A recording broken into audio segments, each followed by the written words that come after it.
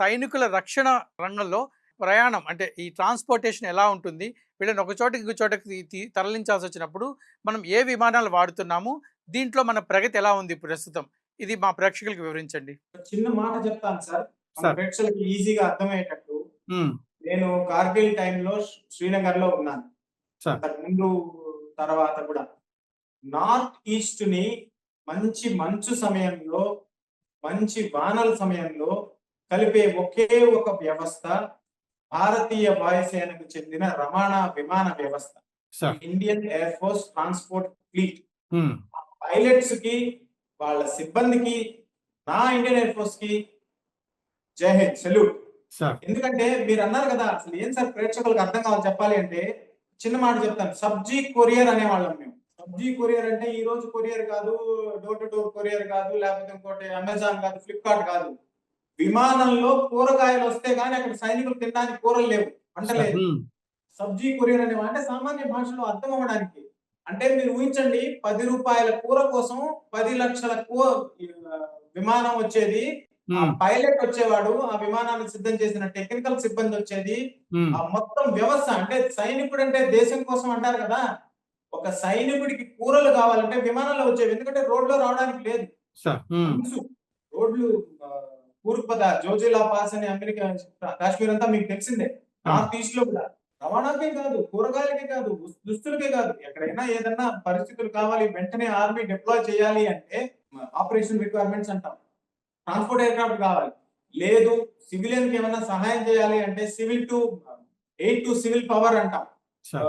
ప్రకృతి వైపరీత్యాలు వచ్చినప్పుడు ఎవరికైనా సహాయం కావాలంటే కలెక్టర్లు గాని, ఎస్పీలు గాని, ముఖ్యమంత్రులు గాని టక్కని ఫోన్ చేసేస్తారు. సార్ 2 విమానాలు పంపించండి సార్ అని. హ్మ్. క్షణాల మీద యుద్ధం సిద్ధంగా ఉండాలి. హ్మ్. వాటన్నిటికీ ఉపయోగపడేవే ఇండియన్ ఎయిర్ ఫోర్స్‌కి చెందిన రవాణా ట్రాన్స్‌పోర్ట్ విమానాలు. సో, ఇప్పుడు అంటే ఇటీవల మనం ఈ విమానాలంటే ఒకప్పుడు ఇతర దేశాల మీద ఆధారపడేవాళ్ళమా ఈ విమానాలు ఈ రవాణా విమానాల్ని?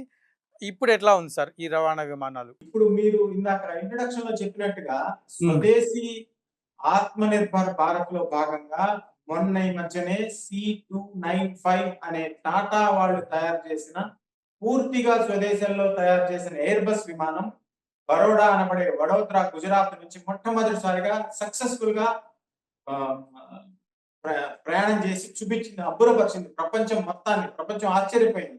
సార్. ఇంతవరకు మన పరిస్థితి ఏంది? మన దగ్గర యావ్రో అనే విమానాలుండేవి. సార్. హ్మ్. AN-32 అనే విమానాలుండేవి. ఉన్నాయి ఇంకా.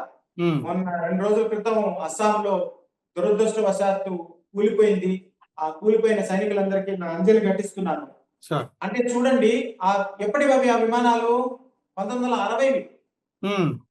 ఈ విమానం ఏంది? లేటెస్ట్. ఆ విమానం కెపాసిటీ ఎంత? 6 టన్నులు. ఈ విమానం కెపాసిటీ ఎంత? 9 టన్నులు.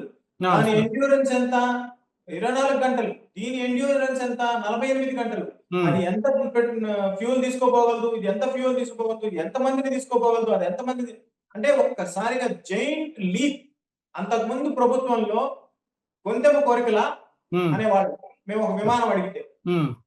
లేదు, విమానం సరే ఒప్పుకున్నారంటే ఎవరో ఐఏఎస్ ఆఫీసర్ ఆయన దగ్గర పడిపోయి ప్రపోజల్ పెట్టి వచ్చేతలకి 30 ఏళ్ళు అయిపోయాయి. హ్మ్.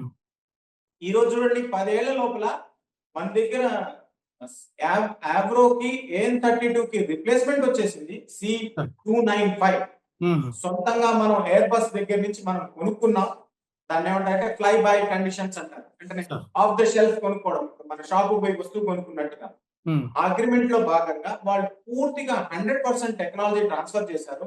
వడోదరాలో ఉన్న మన యూత్ కి ఉపాధి అవకాశాలు దొరికి మన ఇంజినీర్లు, ఇండియన్ ఎయిర్ ఫోర్స్, టాటా వాళ్ళు కలిసి సంయుక్తంగా 295 విమానాన్ని తయారు చేశారు. అది ఆవ్రోని, ఏం తట్టుని రిప్లేస్ చేస్తుందనడంలో ఏమాత్రం కూడా సందేహం లేదు.